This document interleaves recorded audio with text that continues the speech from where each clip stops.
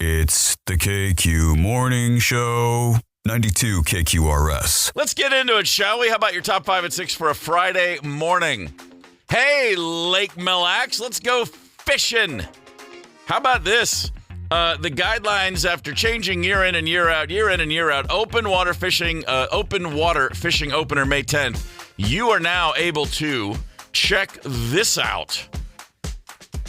17 inches or greater on a walleye. Licensed anglers can take a couple of those home.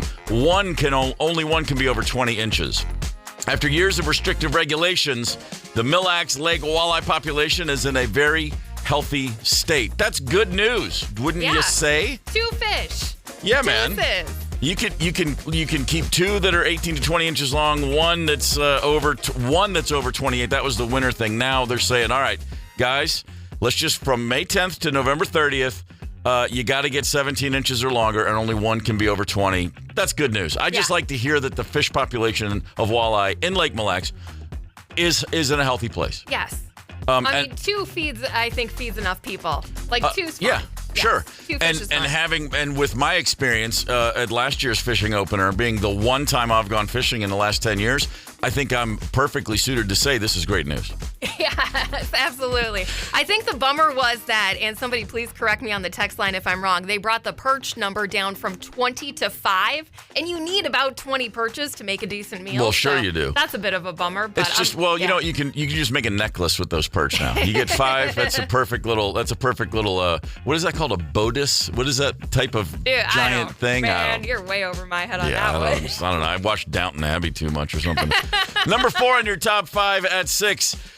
With the big tournament, March Madness, right around the corner, the American Gaming Association is estimating that we, as Americans, will legally wager over $3 billion on what a bunch of teenagers are going to do in the next few weeks. $3 billion. That's legal wagering. Dude, that's crazy. $3 billion legal means $6 billion total at the very least. Right?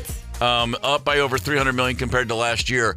I'm blown away by the fact that this tournament still draws. Well, you know what it is? It draws in all the peripheral fans. It's fun to do a bracket at work with your friends, your family bracket, whatever it is. But I guess because I used to be such a giant college basketball fan, like as a kid, 70s, 80s, even into the 90s, college basketball was every bit as important to me as the NFL or college football or the NBA or whatever. And it's just not there for me anymore at all. I don't follow college basketball. I barely even watch the tournament. The whole appeal is gone to me of you get to know these players for freshman, sophomore, junior years. And you build these teams and you get to know them. And now it's just a one and done. They transfer. Tainted by the NIL money? I don't mind the NIL money. I hate the transfer portal. Okay. And I hate that it's all just one. Like the best players are only there for 1 year. I would just say do what hockey does. You got to be there 3 years. Or college baseball. You got to play 3 years if you're going to go to college. If not, just go to the G League. But leave college basketball a team sport. We have the NBA. I don't know. I'm going to get off my soapbox right now because I can tell you're about to fall asleep. The drool coming out of your mouth, I realize it's time to move on. Number 3 on your top 5 at 9 or 6. Yeah, I always have to invert those numbers. Top 5 at 6. I almost missed it. I know. Top 5 at 6. Number 3. There's a new documentary series. It's called Before the End. And check this out. Apparently, Jim Morrison is not only did he not die in Paris in the summer of 1971, he's alive and well and living in Syracuse, New York. Is this a urban myth that I missed? Like, I know about Elvis, I know about Kennedy and all that kind of stuff. But has this been going on for years? This Jim Morrison's really alive thing? Really? 100%. Mr. Mojo Rising, man. You can't kill Mr. Mojo Rising. There's evidence such as, there's a guy in Syracuse named Frank. Evidence is there's a scar on his nose that matches where Morrison had a mole. Okay. And the emotional reactions of Morrison's ex-girlfriends to a photo of this so-called Frank. The story goes that Morrison is alive and well in Syracuse, New York, and working as a maintenance man. That doesn't stop. Yeah. You know, what's that theory that pretty much, and most times in life, the simplest explanation is the actual explanation. Yes. We love to just, oh my God, we love a conspiracy theory. We love to, it's just not fun to say, oh, he overdosed on heroin in a bathtub in Paris, which is what happened. Yeah, It's it is not fun to say. No, it's not fun to say at all. Yeah. It's way cooler to go, he's so cool, he wanted to get away from all the trappings. And so, yeah, he's now an 80-year-old maintenance man in Syracuse or whatever he would be. Stop it. Not living on a tropical island like Fiji or something like that. Maintenance man. Syracuse, New York. Have you Come ever been on. to Syracuse? No. Don't. That's what I was You're not kind of missing feeling a you were damn gonna say. thing. Number 2 on your top 5 at 6. Let's get a drink, shall we? Oh, yeah. How about this? Alcohol. We're looking at ways that we're going to be able to get drinks much easier. A lot of economic opportunities being powered by the hooch. Cities may be adding liquor licenses for food trucks and food halls, and they are being encouraged to create social districts like the one in Anoka. Yeah. We spent a day up there last summer, had a great time. 24 bills and 2 committees yesterday at the Capitol where alcohol will be sold. Hey, man, this is fantastic. It's going to recover downtown areas and all, not to mention the big one in Minneapolis, or St. Paul, but in all the smaller surrounding communities, too. A lot of downtowns could really be boosted by allowing social districts to flourish. You're still feeling the effects of all the goofy alcohol laws and regulations that were put in place in like the 1850s when people started to live here. You're still feeling those effects. So it's good that we're finally doing something proactive to roll back that crap. I've been here over 2 years. Every gas station I walk into, I'm like, I'll just grab a sixer and go. Yeah, that's right. The idea that, there's not beer and wine in grocery stores, I can't believe it. It still freaks me out because I've never lived anywhere where alcohol wasn't available. Everywhere something else is available. Yeah. And I, for the most part, I've gotten used to it. I mean, I do realize I got to make another stop, and that's fine. But yeah, man, let's loosen the regs, shall we? Mm-hmm. Food truck owners, that's a good one. That's a really good one. I'd like to think that the food trucks could get a little, get a beer with my euro. Come on, let's go. Yeah, that makes sense. Good morning, Robbinsdale. Happy to have you with us. I don't know what the hooch situation is in Robbinsdale. Probably someone just with a big old trash can and some pure grain alcohol and some grape juice.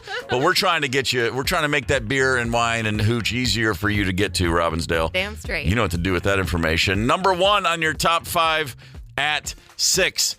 Denver, Colorado yesterday, the site of, I hate to even say it, another airline incident. An American Airlines flight took off from Colorado Springs, headed for Dallas-Fort Worth, and almost immediately had an engine trouble. They landed at Denver, and upon landing, the engine caught on fire. Ooh.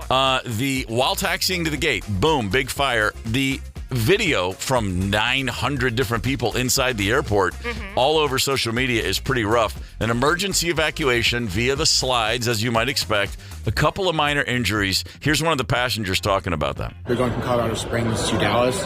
They told us there was something wrong with the engine, and so that we were going to have to land in Denver. And so we emergency landed here. And once we landed, the back of the plane caught on fire. Everybody started rushing out in a panic. Emergency doors were able to get popped off.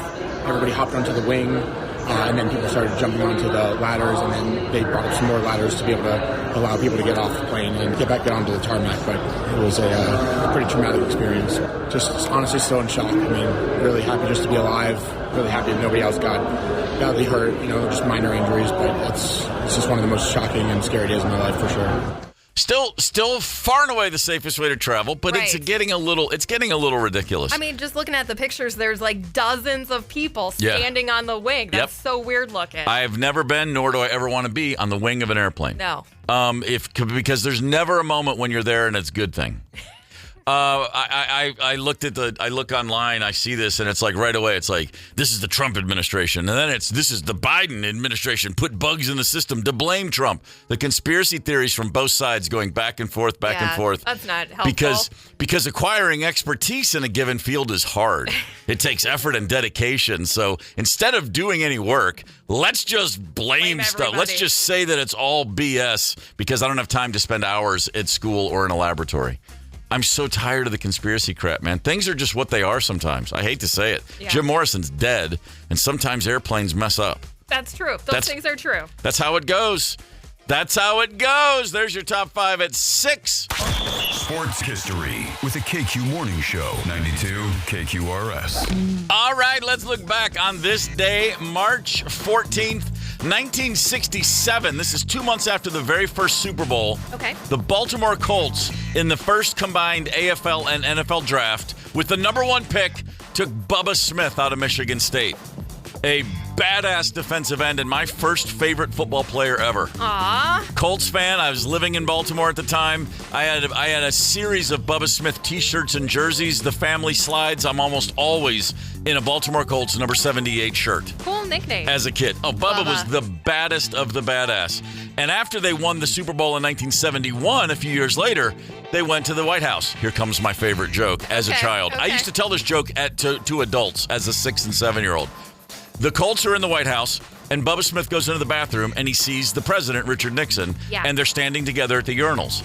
And Tricky Dick looks over and sees that Bubba's extraordinarily well hung. Sure. And he says, "Oh, Bubba, could I ask how you get that big?" And he said, "Well, Mr. President, it's easy. When I'm getting into bed every night, I walk over to the bedpost, and I just slap it 3 times up against the bedpost, and it helps it to grow." Okay. And Tricky Dick's like, "Well, thank you for that, Bubba." And then that night, Dick Nixon walks into his bedroom. Pat's already in bed. He turns the light off, and he walks over to his side of the bed and then whips it out and just doom, doom, doom on the bedpost. And out of the darkness, he hears from his wife, "Is that you, Bubba?" That's my favorite childhood joke. Come on. I like that one. That's solid. All right, thank you. I might steal it. I only tell it once a year. Okay. That's it. Ryder, do you have a dream vacation destination you've been meaning to get to in life? Yes. Do you want to share it with me? Not yet. Okay. Here's a question, though. Are you, like some Americans, dreaming of a trip to North Dakota? Or maybe El Salvador? Yeah, I'm not kidding. Hang tight. It's the KQ Morning Show, 92 KQRS. It's the KQ Morning Show on 92 KQRS. I was in Toledo, Ohio a couple weeks ago. Yeah, that's not going to go good for you.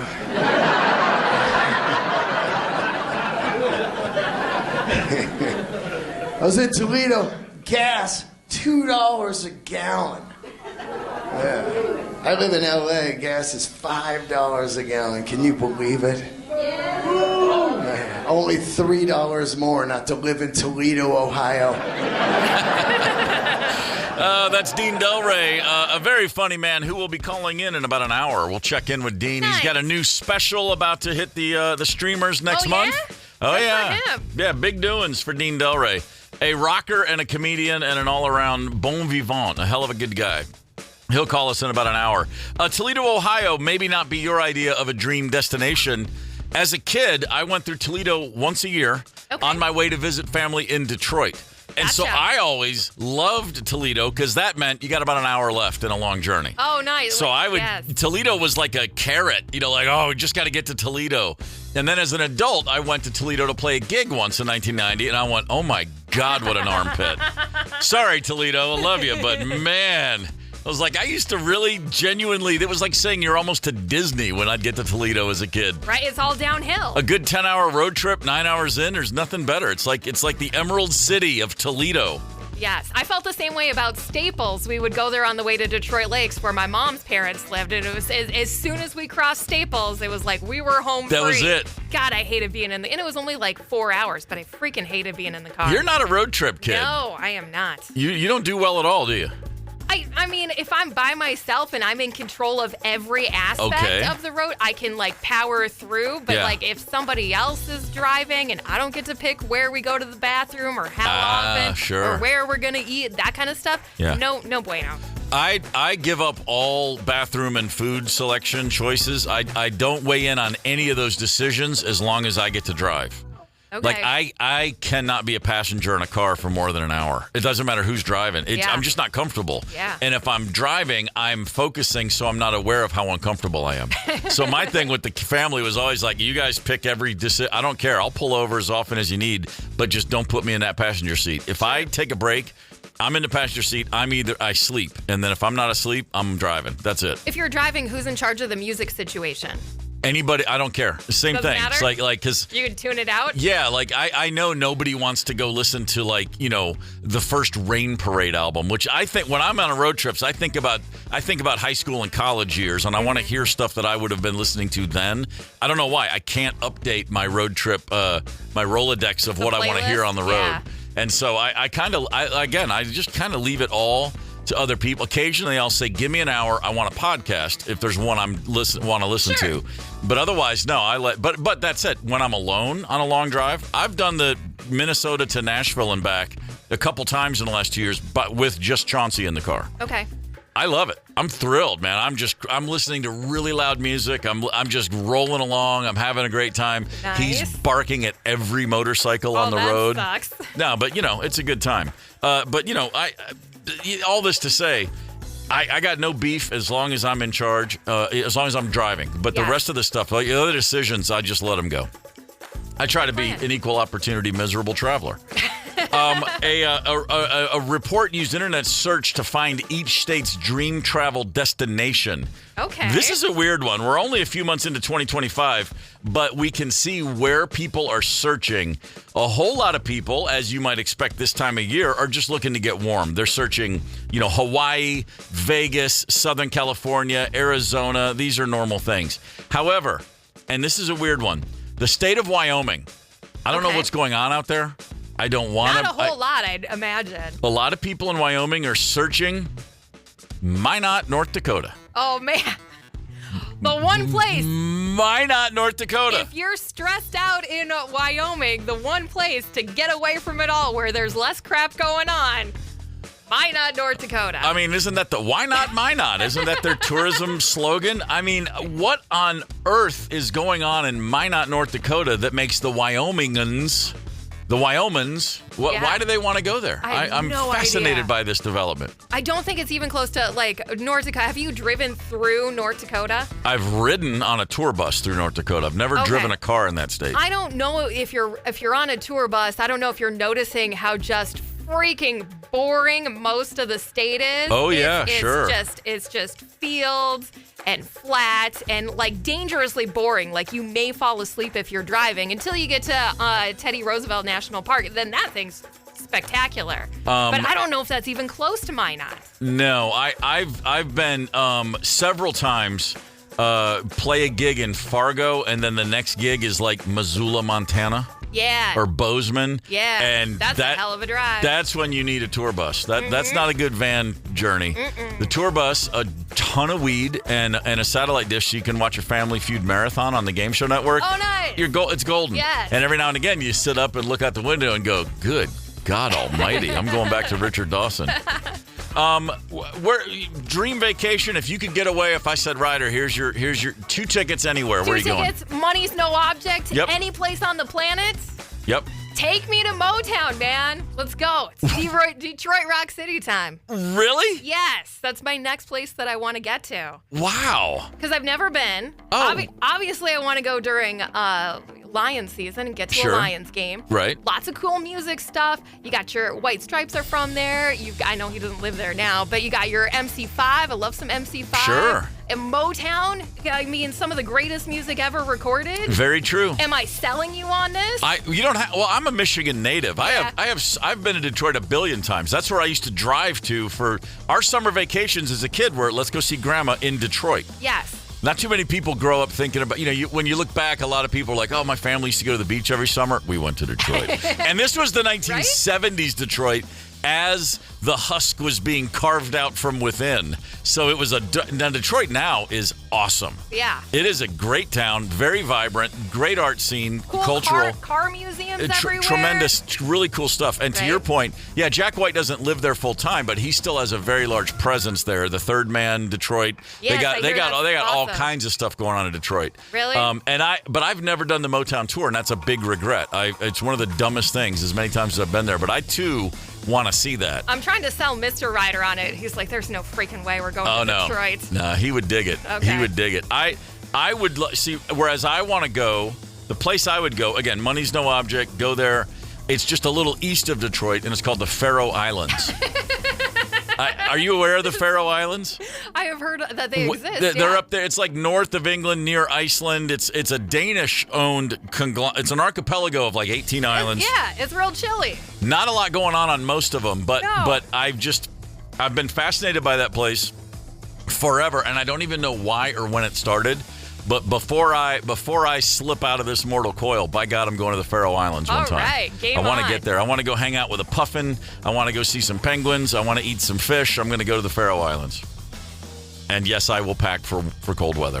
I don't know what it is. Good It's deal. just there's something about that place. I still am imagining and picturing you in shorts there. I feel like I will get one Instagram picture of Steve Gorman in shorts on the Faroe Islands. Oh, I'll rock a pair of shorts in the Faroe Islands. Make no mistake about it. It might only be for a few seconds, but there will be photographic evidence of that very thing. What's a weird place you want to visit? 651-989-ROCK on the KQ Talking text line. I got to say, I wasn't expecting, no one's thinking Detroit and Faroe Islands. So I think we've set a pretty high bar right here. I guess so. Hit us up, 651-989-ROCK. Hang tight. Did it happen in Wisconsin, Texas, or Florida? Find out and play WTF with the KQ Morning Show on 92 KQRS. WTF! Did it happen in Wisconsin? Did it happen in Texas? Or did it happen in Florida? It seems to me, Ryder, we need a third person for this to really take off. That we do. And dear old dad, my favorite Florida man, is on the phone ready to play with us.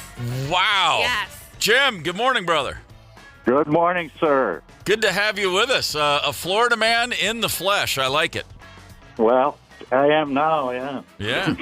So, hey, man, once you make the move, you're instantly. Florida doesn't have a waiting limit. Like, they don't. You don't have to earn it. The second you show up, they're like, oh, yeah, you're here. You're a Floridian. That's how it works. Yeah, you know, once they took those Minnesota plates off the car. Yeah.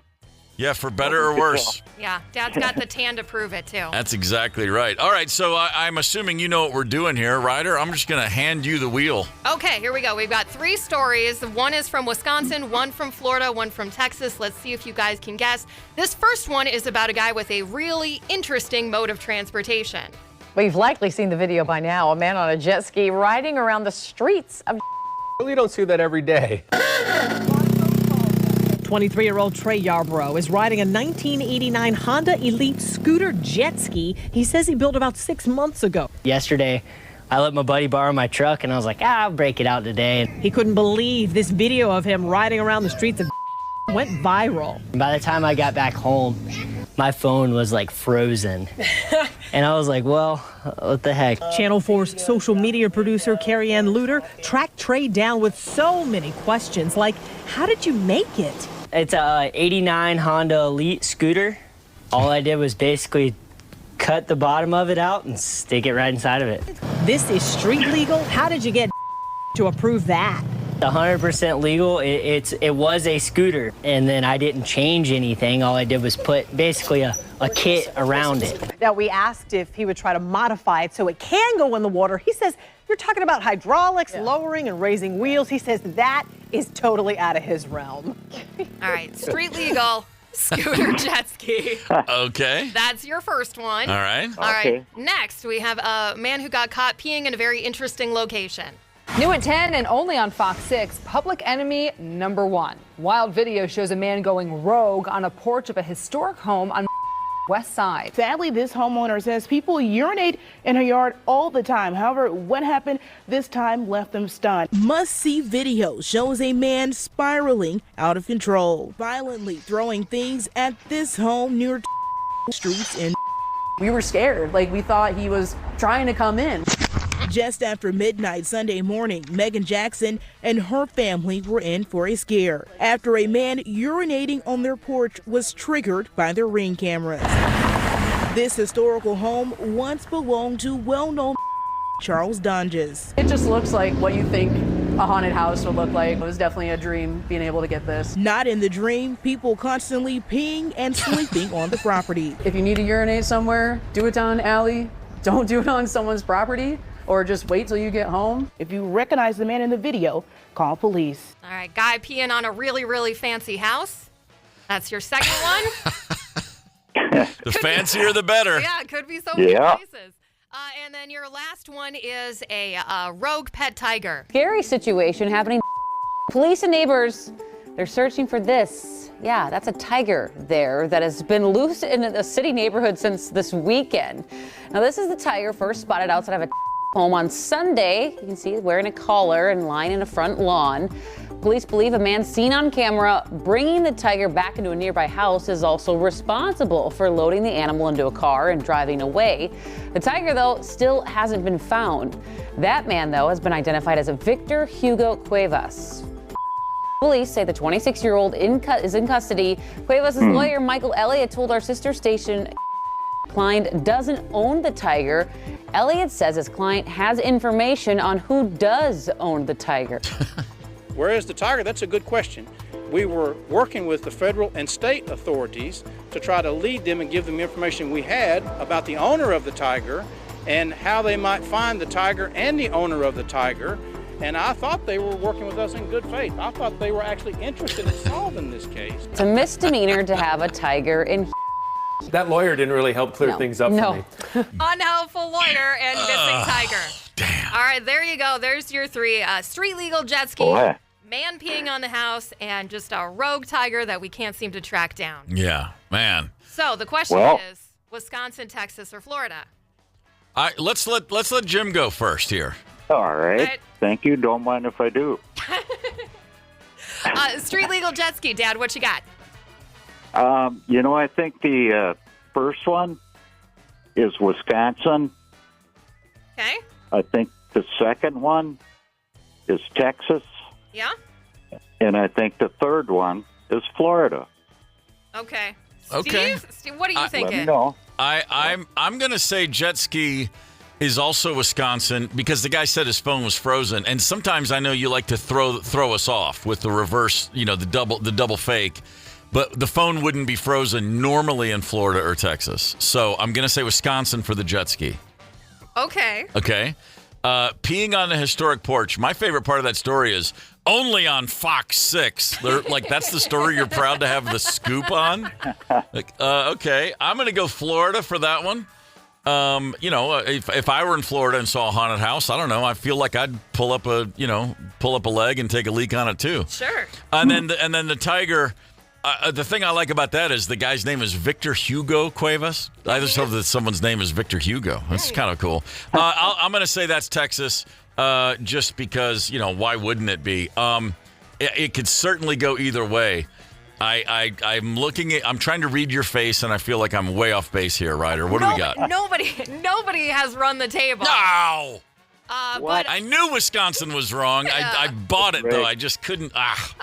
Steve, you're going to be the big winner today. Yes. Nice. So, street legal jet ski. That one actually happened in Jacksonville, Florida. Mm-hmm. What? Yeah, I know. Damn it, Northern Florida. Always getting in the way. Panhandle. It's crazy stuff down there. The man peeing on the house happened in Milwaukee, Wisconsin. Wow. And then the missing tiger was in Houston, Texas. Whew. Wow, a sterling victory, 1 out of 3. Yeah. Well, it's good enough for the Baseball Hall of Fame, if I'm going 1 for 3 every time. I guess, yeah. It There you really go. is. Fair enough. All right, well, Jim, keep us posted if you see that jet ski on the road. Yeah. Well, I have one seen of a snowmobile down here, so. Oh, really? Yeah, on the beach. They're just having all the fun in Florida. Just repurposing transportation modes like no one's business. That's fantastic. I think there's a tax credit down here for doing that, too. It makes perfect sense. Jim, All thanks right. for getting up early and calling in and playing the game, brother. Not a problem. Thanks, Anytime. Dad. Yep. Always All a right. pleasure, sir. All right. There's some great KQ talk and text line 651-989-ROCK. We've got some great dream vacation destinations. Where do you want to go? Ryder chose Detroit. Yeah. I chose the Faroe Islands. We're clearly not well in the head. What do you think? 651-989-ROCK. Let us know. Hang tight. It's the KQ Morning Show, 92 KQRS. It's the KQ Morning Show on Minnesota's Classic Rock, 92 KQRS. I opened up the Apple Weather app today. Anybody use that, the Apple Weather app? It said 104 degrees, but feels like 106. That's not enough. Nobody talks like that. I'm like, damn, it's hot. Yeah, it's 104. Are you sure? It feels like 106. That's Dean Delray, by the way. a very funny comic who's going to be on this very show. He's calling in about 15 minutes. I often look at that app and think the same thing. Like, what feels like? Who cares? What does that even mean? Yeah. Unless it is like a 20-degree difference because it's windy or something. I appreciate that then. Yeah. Otherwise, on the hot side, I don't think it's nearly as important as on the cold side when it's like 10 above and feels like 87 below. Exactly. That's where the difference is actually kind of important. We were talking earlier about places we want to go. What's that dream destination? Ryder said with a straight face and with the full confidence and really with a clarity and a passion that I found. I got an agenda already. I found it sort of warming inside. You want to go to Detroit, Michigan? Yeah. The Motor City. Let's see some lions. This woman... Let's get some music on, and let's go check out some really, really, really beautiful cars. She wants to eat square pizza. She wants to.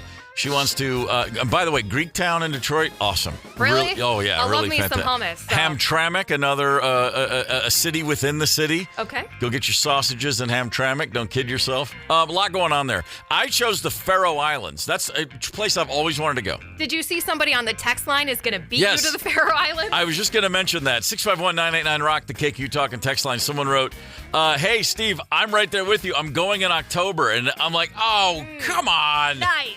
Man, that's a drag. But we've gotten a lot of picks. Mike from Buffalo said New Zealand or Ireland. Have you been to either of those or both? I've been to both. Okay. And of the two, which one? I will tell you this. When I think about New Zealand or Ireland, in the back of my head, that's where I'm going to go live one day. Both of those places. Really? And I imagine when I say Ireland, like the west coast of Ireland. Okay. Just absolutely beautiful. I could stare at the ocean from those cliffs on the west side, the southwest side of Ireland forever. A lot of great golf courses. I'd be dead of boredom within a month, but it sounds great. They got the crack. It's just, it's gorgeous and beautiful. And I love Ireland because every time I go, it's never long enough. One of my best friends lived there for 10 years and he was climbing the walls. And he goes, no, it's amazing, but it's really slow. It's so slow. And I get that. New Zealand, on the other hand, I've only been twice. Okay. But oh my God, everything. New Zealand's 2 little islands, and you have a rainforest, you got deserts, you got giant mountains, you got valley, you have every possible type of topography in the world. There's jungles, there's savannas, everything on those 2 islands. It's amazing. A lot of bang for your buck. Everyone's friendly. The weather's great. Great food, great beer. It's awesome. I would absolutely go to New Zealand and stay forever if I could. You did that whole sell for New Zealand and didn't mention the sheep once. Not yet. Okay. My favorite story about New Zealand, I heard this direct from the source. Phil Rudd, AC/DC. Yeah. Drummer, the original and all-time greatest drummer for AC/DC. At the end of the For Those About to Rock tour, so it's like 1983? 82, 83. They finished this world tour for Those About to Rock. The last show's in Hawaii. He walks off stage, and Malcolm Young, this is Phil telling me directly, and Malcolm Young's in the same room. Okay. And this is in 1994. He'd been out of the band for 12 years or 11 years, and he had just returned to the band. And I was thrilled to finally meet him. I was like, he's one of my favorite drummers. And Phil goes, we walked off stage, and Malcolm said, that's it, you're off. He fired him walked off stage after the final gig and said, that's it, you're off. And he said, and he implied that he had a little dalliance with Malcolm's wife's sister, who claimed to be older than she really was. I don't know if that's true. I couldn't tell if he was just making a joke. But regardless, he was fired just like that. Boom. Flew home to Australia. Yeah. And then his mom, he was like, what do I do with my life now? He's got a boatload of money, but he doesn't have his gig. And his mother had a sister in Dallas, Texas. And she said, will you take me to Dallas? She didn't want to fly on her own. He said, sure, Mom. He booked the flights. They flew from Melbourne, Australia. Yep. They had a stopover in Auckland, New Zealand. And then from there to Dallas. And he said, and I got to Auckland, and we had about a 6-hour layover, and he was really high all the time back then. And he said, I didn't want to sit at the airport for 6 hours, so I left and found a pub, and I was sitting there, and I asked the bartender, where could I find some blow? I'm like, this is on a 6-hour layover. Yeah. And he said, yeah. And he goes, and I'd never seen Auckland before. I thought I'd spend a few hours in the city. And I stopped right there. I go, wait, You've never been to New Zealand? He goes, no. I go, AC/DC never played in New Zealand? He goes, why would we? It was like I asked him, I go, because it's awesome. It's a 4-hour flight from Australia, and it's a beautiful country. Australians look down at New Zealand in a way you cannot imagine. Oh, Kiwis and Aussies do not get along. And he was like so offended that I was like, why would we play New Zealand? It was the funniest thing to him. Anyway, he gets drunk at the pub. Yeah. Calls the airline and says, find my mom in the lounge and tell her I'll be on the next plane tomorrow. Tell her to go on without me. Abandons his mom. She flies to Dallas without him. True story. He did not leave New Zealand for 9 years. No. Yeah, that's how high he got. He ended up buying a homestead. Oh my goodness. He ended up buying a homestead on the west side of the North Island, hundreds of acres, and then just built a life there and never went back to Australia, never went to Texas, didn't leave New Zealand for 9 years. Do you know if he ever talked to his mom again? Yes, he did. They did catch up. And then when Malcolm called him, like 11 years, you're out of the band, you're fired. Never spoke to him again. His phone rings one day in New Zealand. Hey, do you want to come back? And he was like, yeah, all right. And he got on a plane and flew to L.A. to record with the band. Jeez. It's the craziest story I've ever heard. But that's what New Zealand does to people. That's what New Zealand does to people. Okay. A couple of pints and an 8-ball, and you never want to leave. And I wanted to stay there sober. That's how that goes. What are you going to do? There you go. There's your dream vacation. And again, I will say, if you're thinking about going to New Zealand, by God, do it. Okay. And stay at least 2 weeks because the jet lag is going to ruin that first week. Make no mistake about it. A buddy of mine, Dean Delray, a great comedian, host of an awesome podcast called Let There Be Talk, a podcast title that I would imagine countless podcast prospective hosts have been, damn it, I wanted that title for my own pod. Dean, good morning, brother. What's going on, man? Matt, you tell me. It's early where you are. Thanks for getting up and giving us a shout. Yeah, it's funny. I'm a fan of this clock change where it's light, later in the night. Right. But I couldn't imagine you because you're probably driving into work in the dark now. Oh, yeah, absolutely. Oh, we walk out after the show's over, and I'm like, the sun's up. All right. Yeah, it's pitch That's black. That's got to be bizarre, man. It's like, this last clock change where it was dark early, I never got used to it.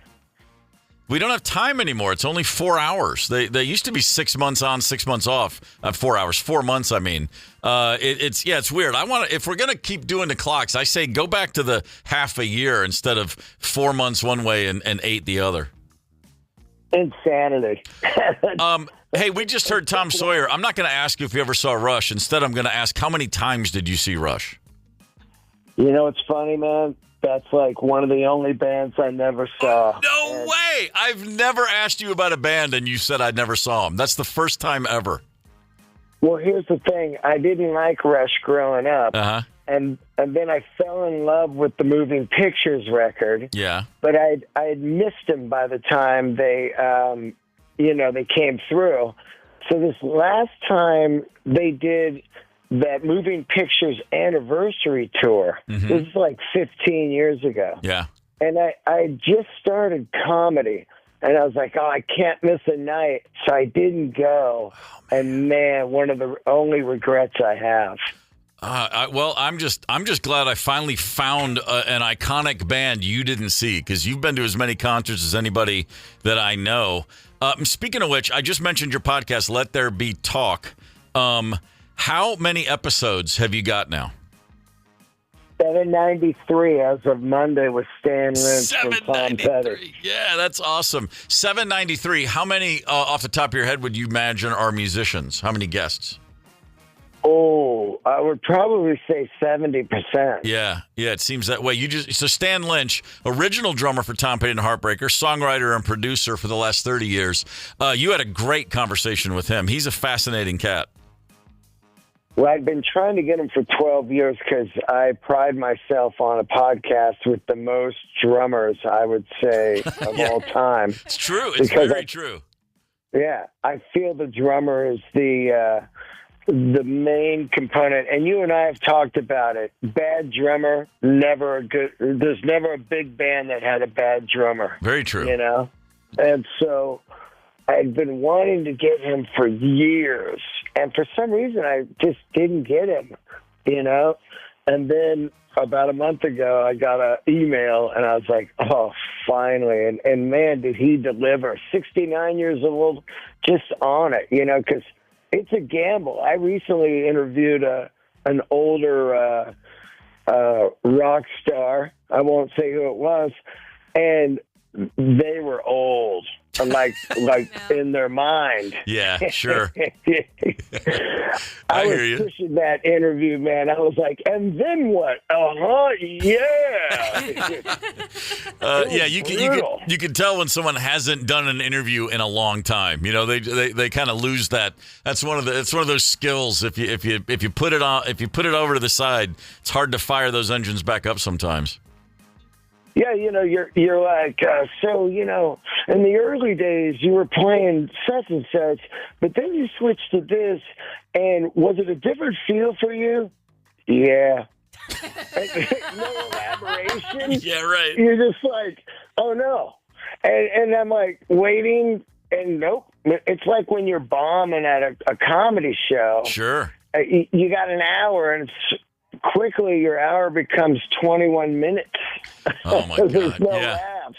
The podcast again. Let there be talk. So many drummers, and you know, Dean. Listen, I'll tell you right now. Being able to complete a sentence and not cuss. I mean, that's the key to my success. Because I say this as a drummer. A lot of drummers, they're just not so great with the English language. You know what I mean? Not a lot of expression once they stand up and walk away from that drum kit. So you got your work cut out for you more often than not, I would imagine. Yeah, you know, thank God also I played music, so I know what I'm talking about when I'm talking to these musicians. I think a lot of people interview musicians, and they're like, tell me about that new album and the inspiration, and then that's all they got. So the musician is toasted by interviews all his life. He's like, oh, here comes the who were your influences, what got you into it question, and then that's it, you know? Mm-hmm. That's it. Dean Delray's with us on KQRS. Dude, tell me about your new special. I remember you taped it last year just outside Nashville in a cave, and I was really upset that I couldn't make it. But let us hear tell me about taping that special, and then tell everybody where they're going to be able to see it. Well, I'm going to be releasing it April 17th on YouTube, nice. Which is seems to be the format these days. Mm-hmm. And, you know, I was pretty naive. I went and shot the special. Thank God I was naive. I paid for it myself, and we did it in a cave in between Chattanooga and Nashville. Mm-hmm. It's called the Caverns. Yeah. And they do it's a bluegrass venue. It's first special ever filmed in a cave.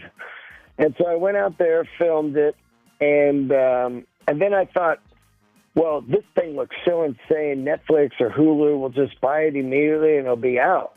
But when we shopped it last month, they were like, oh, yeah, we like this. We can put it out next year. I was like, next year? Because they're booked, you know? Man. And I was thinking, oh, they'll see it and just be like, oh, this is incredible. We'll put it out next week. Yeah. Well, it's like when you make a record, and you're like, we want to put this one up on vinyl. And then the person that wants to do it with you says, okay, there's an 18-month wait at the vinyl plant. Yeah, it's, you know, it's an insane biz. But, you know, thank God there is a format of YouTube, and I can put it out on that. Now it becomes a thing of people sharing it with each other. You know, that's really what you're relying on now in this world of clips and YouTube and TikTok and Instagram. Because, you know, I know a lot of people with specials on Netflix, and they're here one week and gone the next. Yep. So if there's no rabid old school, you know, sharing, that's what got Metallica so huge, that grassroots. Oh, sure. Yeah, I mean, without the grassroots, you know, you're dust, and there's your hard-earned work. I think more so than ever in comedy and in music. Like you said, the old school word of mouth is more valuable, I think, these days than ever before because of so much chatter and noise out there. Oh my God! It's like, you know, when I shot this special, I had talked to a seasoned comedian, and I said, I'm going to either do it at Acme in Minneapolis, or I'm going to do it in this cave. And he goes, man, no one cares. Just shoot it at Acme and put it out. Yeah.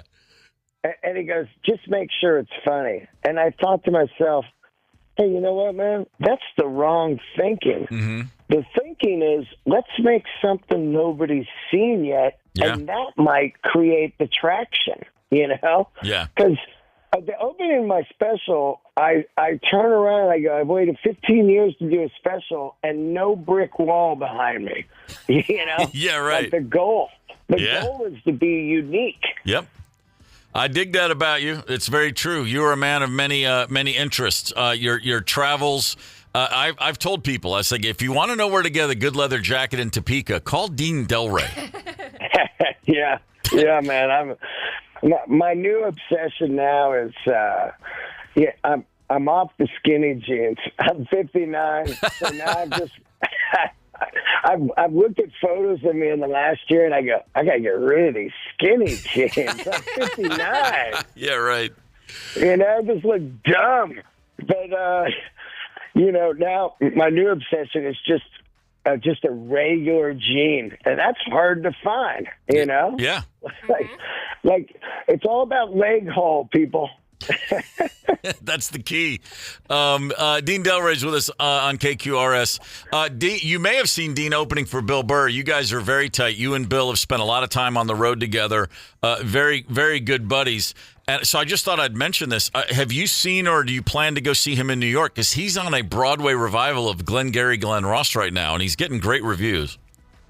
Oh, yeah, I can't wait. It started Monday. Yeah. So I'll be out there in a couple weeks promoting my special. I'm going to go do Sirius XM and all the podcasts. Yeah. And then I'll do The Cellar, and then I'll go see Bill and hang with him also because, you know, in the last 10 years, he and I have become like best friends. So I haven't seen him in like 3 months, which is unheard of, right. You know, between the two of us.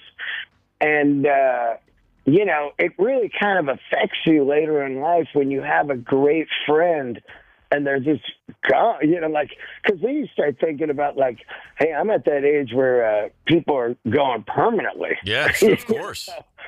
Yeah, so it's like really bizarre not to have them around, you know, because we were on the road for 2 years straight. We did all those arenas together, and it's really kind of affected me in a way of missing his friendship, but also the adrenaline ride we were on for 2 years. And you know about that. You get out on tour, and then you come home, and it's idle bones, you know? Oh, it's a real transition. It's not fun at all. You can't wait to get home because you're fried, and then you get there, and within 48 hours, you're just absolutely climbing the walls. It takes a long time for your central nervous system to settle down. Yeah, it's really taken a hold of me this time, and I've been on the road 41 years, 25 music, and then 16 comedy.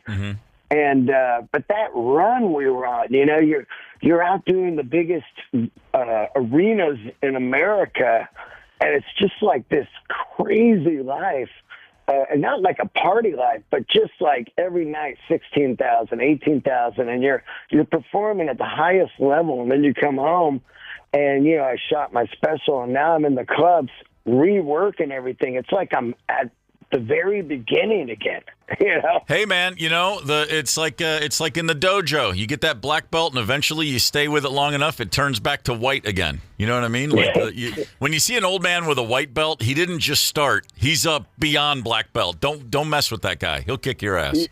Yeah. There's also something really strange that happens in comedy where, like, I feel like in the last 6 months I've hit another level, and I'm like, wow, you know, it takes a long time to get these levels.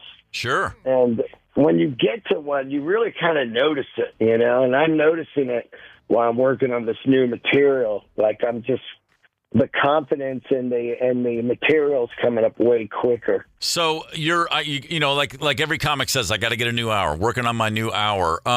What do you, if you with the momentum you're feeling right now? What's your timetable? When are you going to say, like, I got a new hour? How long is that going to take? Man, yeah, I'm working on a new 30. Okay. You know, yeah. you know. Unfortunately, my special is 41 minutes, and I really feel that the hour is a broken format in this ADD, TikTok, Instagram, phone world. I'm sure that's true, yeah. Yeah, it's really brutal, and everybody's brains is down to like 30 seconds. And I blame it all the way back to MTV because they said, you know, the video had to have an edit every 2 seconds for the brain to stay engaged. And now we are just cooked. Yeah. So I'm working on a good 30, and I want to shoot a 30 in July out at Pappy and Harriet's in Joshua Tree. That's my goal. Yeah. To have a new 30 and shoot it out in the desert. I like that. From a cave to a desert. We'll get you up. We'll get you in the Himalayas one night. You know, get all the different landscapes. I think that's actually really cool. I'm being serious. Like, you know, yeah. Well, this guy did one in a cave, and now he's out at Joshua Tree. That's a pretty good start right there. The real goal is I was born and raised in Yosemite, and the real goal is to do one on the ice rink in Yosemite, you know, right below Half Dome. That's really my goal. Hey, man, I was going to say, go to the top of Half Dome. Have everyone climb up those Batman ropes that are attached there and put a couple hundred people up on top of that bad boy. That would be amazing. Oh, my God, that would be crazy. But make sure they sign some ironclad waivers just to be safe. At least on Half Dome, I can swear. That's the weird thing about being in the valley of Yosemite on the ice rink with a PA, and you're doing, you know, doing material with families over in a tent, you know. That's awesome. Dean Delray's with us, KQRS. Dean, before I cut you loose, brother, you're a rock guy, true and true. Any thoughts on the Rock and Roll Hall of Fame class of nominees this year? Well, the amazing thing is when I saw the lineup release for the Black Crowes that would go in, because we all know the controversy. If you're a Black Crowes freak like me, and I am beyond a Black Crowes freak, we know the controversy of the lineups. Yep. So to see you, Mark Ford, of course, Eddie, and then Johnny Colt, it was amazing to see those names because, you know, who knew? I mean, Jeff played on the first record, so who knew what was going to happen there, you know? Yeah. I mean, they got it right. If you said to me if the Black Crowes are nominated, which members all time should be on, that's the exact, I would have given those exact same 7 names. Nice. Oh my God. It just gave me goosebumps to think. And now I can't even tell you how much I'm rooting for that band to get in there now, to see you and Mark Ford and you know, Ed in there, Johnny Colt, because the years of, you know, the years you guys put in out on the road and in the studio and the fights and the insanity, just, you know, read your book, well-deserved. And also crushing musicians, man. I mean, I played many gigs with you, and I played gigs with Mark Ford, and you know, to me, that is the lineup, you know? Yeah, no, I mean, the music that band made that's the music that stood out, that was unique. You know, we found ourselves with that group of guys, and the band has gone on, and, you know, and I was in it for years after Mark and Johnny left and Mark came back, and, you know, I mean, there's all the different areas, like you said, a lot of different lineups, but the one that stands out is that 90, 91 to 97. That was just an incredible span of time. And I know you know what you're talking about. So I'll say, hey, you're right. I agree. That's it. That's who should be there. Hey, Dean, it's always a pleasure to have you on the show, brother. And I hope to talk to you soon. We got to hop. Oh, God, I love you, man. April 17th, my special's called 5836. That's what said it was in my career. 5,836. Look for it on YouTube. That's awesome. Thanks, Dean. Talk to you soon. Love you guys. Dean Delray right there. It is time to get prepared. Prepare yourselves for the top 5 at 9. Hang tight. It's the KQ Morning Show, 92 KQRS. It's the KQ Morning Show on Minnesota's Classic Rock, 92 KQRS. Keep a swivel head on tomorrow. Beware the Ides of March. I mean, I'm just saying, history says things go a little awry on March 15th. All right, watch your back. I mean, well, if you're hanging around the Senate, that's all I'm saying. Watch out. That's a real deep cut. You know it, man. Let's get right to your top 5 at 9, shall we? Number 5. Lake Mille Lacs walleye limit raised by the DNR. Isn't this nice? Check this out. The fishing opener May 10th through November 30th. Harvested walleye by licensed anglers must be 17 inches or greater, and only one of them can be over 20 inches. Take a couple home, why don't you? You get to keep 2. That's nice. Man. Deuces. Deuce is wild. I'm very excited about that. I think that's great news. That's how it should be. Yes, more fish the merrier. Let's see. Anglers harvested about 91,000 pounds of walleye as of September 30th, 24 last year. That's a lot of fish, man. There we go. Deep fry those suckers. They're saying Lake Mille Lacs, the walleye population, suffice to say, very healthy, very populous. We're booming. Let's get some fishing done. Game on. Number 4 on your top 5 at 9, the American Gaming Association, a bunch of degenerates. They say that Americans are going to wager over $3 billion during March Madness. That's legal wagering. Legally. $3 billion. Jeez. Yowza. So add the illegal wagering to that, and you're talking, $5-6 billion. Man, we love to bet on teenagers. The lesson, as always, don't bet on the athletic accomplishments of somebody whose life can be turned upside down by a text from a girl. Let's just as a safety measure. That is a good life lesson. Yeah.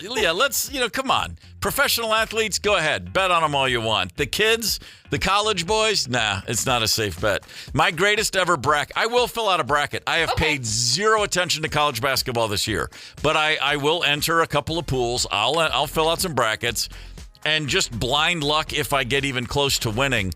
Back when I used to care, 1989, the greatest bracket ever, I hit 28 of 32 in round 1. Wow. And did not win that, and didn't win the pool. I came in second.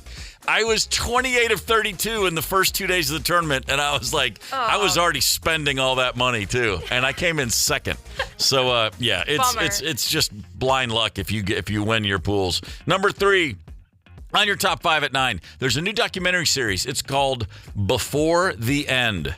And this is not about aliens. This is not about, oligarchs ruining the world. This is not anything that really, of like historic and anything that we're going to talk about in 100 years as, boy, society really changed then. No, this is my kind of documentary. Okay. Because this documentary suggests that Jim Morrison, not only did he not die in Paris in 1971, he's still alive. Not only is he still alive, his name is Frank. And not only is Frank still alive, Frank is a maintenance man in Syracuse, New York. Wow. Yeah, baby. The Lizard King. I haven't heard these Jim Morrison still alive rumors. There's always been plenty of those. I don't know how the French became the people that were like, you can't ever trust those coroners. Like, really? They're in Paris. It's a major city. It's a Western hub. I think they know what they're doing over there. Media outlets worldwide have picked up on the story. I just love the idea that he's a maintenance man in Syracuse. Last I checked, Jim Morrison was born in, sometime in the 40s, I'm going to guess, 1943. So that makes him, 82 this year. Yeah.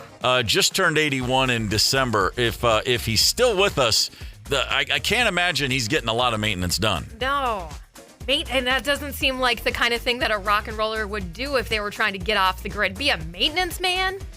I mean, that's one way to not be suspected. But at the same time, you said earlier, how about just go be a maintenance man in Fiji? Yeah, kick it on an island somewhere. I've been to Syracuse, and I spent every minute there waiting to leave. And I say that as the uncle of a kid who went to college there, played basketball for the Orange Men, won a national title in 2003 as a freshman alongside Carmelo Anthony, my nephew, Matt Gorman, who, as we speak, is in Rochester, Minnesota, coaching a women's basketball college tournament down there. I don't even know the name of his school. He just texted, hey, I'm in Rochester coaching this weekend. I'm like, all right, he's going to come up. Yeah. Cool. So anyway, and I still can't say a nice thing about Syracuse. Go Matt Gorman's team. Yeah, that's what I'm saying. Number 2 on your top 5 at 9.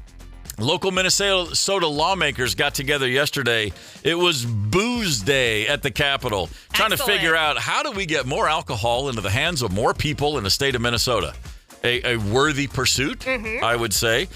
Cities may be adding liquor licenses for food trucks and food halls. Nice. And they could also be creating social districts like the one that's done so well in Anoka. The food truck thing is great. I'm all for having food trucks being able to hand you, if nothing else, at least a bottle of beer. The food halls, like Malcolm Yards right over here, basically right up the road, they want to have a few of those. Make those more easier. That Malcolm Yards just does like a wristband situation. You show an ID, you go pour your own beers, and they've got it's a bunch of food trucks, but in a building. It's the same concept. Like a food truck park, but it's got a roof, and they're not in trucks anymore. A couple new food halls they're looking at, one in LaSalle Plaza in Minneapolis and another in St. Louis Park's West End. Westopolis. I was going to say, isn't that one of those Westopolis neighborhoods, St. Louis Parks? But the wristband system and alcohol training, they say that's been key to their success. They haven't had any issues with this. Also, how about this? Cosmetology salons may be able to get alcohol, may be able to get licenses to sell alcohol. You might get me into a cosmetology salon then. There we go. Go ahead and make my lips a little bigger. Yeah. Yeah, why not? Do whatever you want to my hair. Let's get people. Yeah, let's get people loaded while you're messing with their appearance. Wow, that's something. Want to give a quick morning shout out to Savage. Yes. Whereas I prefer Savage. I know. Savage is the name of my cosmetology salon. One day I'm going to open one. It's going to be called Savage. Yeah. But for right now, it's all about Savage, Minnesota. Glad to have you with us. Number 1 on your top 5 at 9. Here we go again. An American Airlines flight yesterday from Colorado Springs to Dallas-Fort Worth took off and almost immediately had a problem with an engine. They landed at the Denver International Airport.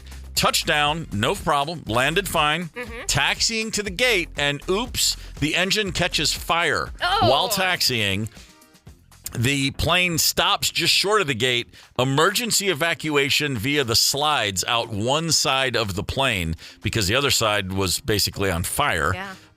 Several passengers were all standing out on one of the wings waiting to figure out how to get down. Minor injuries reported. One of the passengers had this to say. We were going from Colorado Springs to Dallas. They told us there was something wrong with the engine, and so that we were going to have to land in Denver. And so we emergency landed here. And once we landed, the back of the plane caught on fire. Everybody started rushing out in a panic. Emergency doors were able to get popped off. Everybody hopped onto the wing. And then people started jumping onto the ladders, and then they brought up some more ladders to be able to allow people to get off the plane and get onto the tarmac. But it was a pretty traumatic experience. Just honestly still in shock. I mean, really happy just to be alive. Really happy that nobody else got badly hurt. Just minor injuries. But it's just one of the most shocking and scary days of my life for sure. Yeah. There's a little bit more of this activity than there has been lately. Anything with a plane is too much, and gosh, this is happening a lot lately. But you know what? Sometimes, hey, shit happens. That's true. I mean, I appreciate the expert analysis. I look at this as every time I get into an aluminum tube and go 31,000 feet off the ground and land, it's kind of a miracle. Yeah. So, still, the numbers are still on all of our sides. Take that trip. I booked a flight for my daughter yesterday. You said you booked a trip. I booked a cheap trip. Yeah. Yeah. The prices they're tumbling is what they're doing right now. So, still get out there and fly, man. Go see some people. Go find some things. Go learn about yourself in a whole new place. What the hell am I talking about? I tell you what I'm talking about. That's your history. That's not your history. That's your top 5 at 9 for a Friday. And with the time we still have left in the day, which, oh gosh, there's a ton of it left. I got nothing this afternoon that I know of, but tonight I'm going to go to a gig over St. Anthony, Maine at the Astor House, the recently opened Astor House. Okay. Not the cafe. Is it right there, though? The house. It's down. It's closer to the bridge. It's closer to Hennepin. Yep. Brand new place. It's pretty amazing, actually. Awesome place. And the Scarlet Goodbye's playing there tonight. An album release show, a record release show there. Scarlet Goodbye. Tell me a little bit more about that. That is a band. The Scarlet Goodbye is a band with Dan Murphy from Soul Asylum. Okay. Jeff Arundel, local songwriter for many, many, many years, and their host, their cast of merry men, put on a hell of a show. And Craig Johnson is opening from Run Westy Run. It's going to be a night, and I, you know what? If you want me to come to see your band, a really strong sort of carrot to dangle is I can walk there from my house. That makes a big difference. So always something there. I know another thing that you maybe had on the agenda was that Jeff Ross show at the Parkway. Tomorrow night. And a couple of my friends have gone and posted online that it is phenomenal. Oh, really? It's hilarious. Looking forward to it. Highly recommend. Yeah, that's my Saturday night plan. So my weekend's spoken for. That's pretty good. Sunday, a yoga retreat and juicing. We're just napping on the couch will work too. That's what I mean. Okay. Yeah. Next week on the show, Patrick Strait, who just wrote a book called Home Club. It's about the Acme Comedy House. I got a copy of it. It's great. Yes. It's fantastic. Oh, yeah. Cool. I knocked it out in like 3 days. It's fantastic. We'll speak with him. Chris Nelson's up next with your shot to win wild tickets during the free ride at noon. Hang tight. Get the KQ Morning Show podcast wherever you listen. 92 KQRS.